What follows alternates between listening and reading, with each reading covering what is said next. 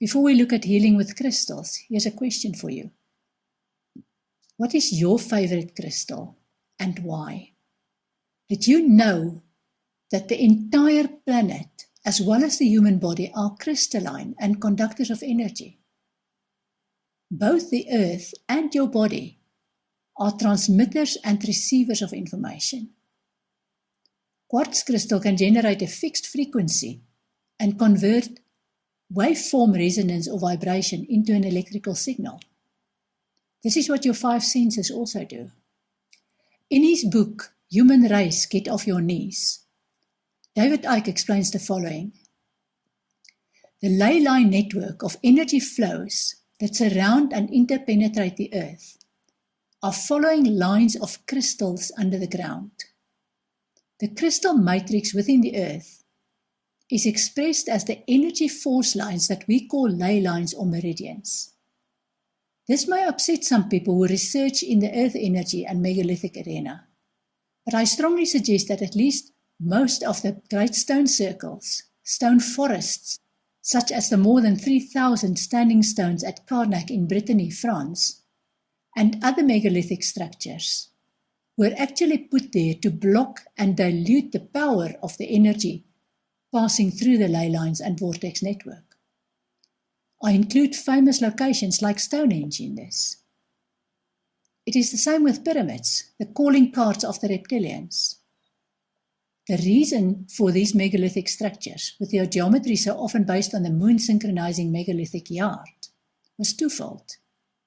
To access the energy for their own ritual and other purposes, but also to suppress the power and vibration of the energy pumping around the planet, to maintain both the earth and humanity in the low vibrational state that tunes them into the moon matrix and dilutes and distorts the purity of the waveform information coming from the sun.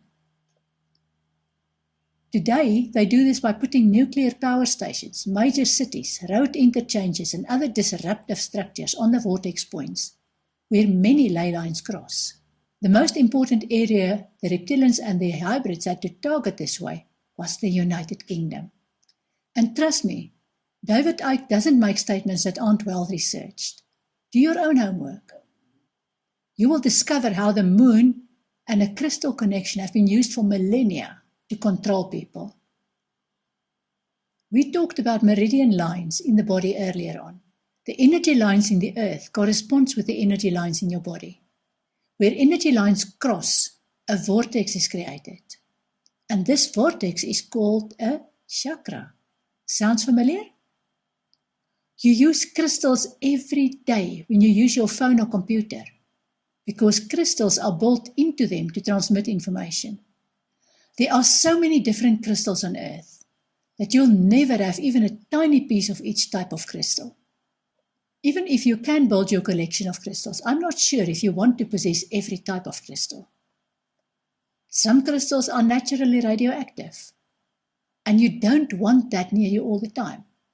I personally have an aversion to diamonds and rubies, but give me rose quartz and amethyst any day. I would suggest you read up on the attributes of crystals and discover for yourself which crystals you want to explore.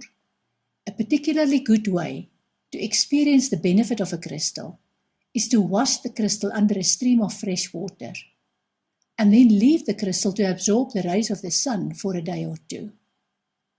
Then you put that crystal into a jug of water and drink the water in small sips during the day. However, be careful. Some crystals will disintegrate when you run water over them. There is so much to be said about crystals and their healing power that we can do an entire book about that topic. But this course is aimed at introducing you to the topic so that you can do your own research if you feel drawn to it.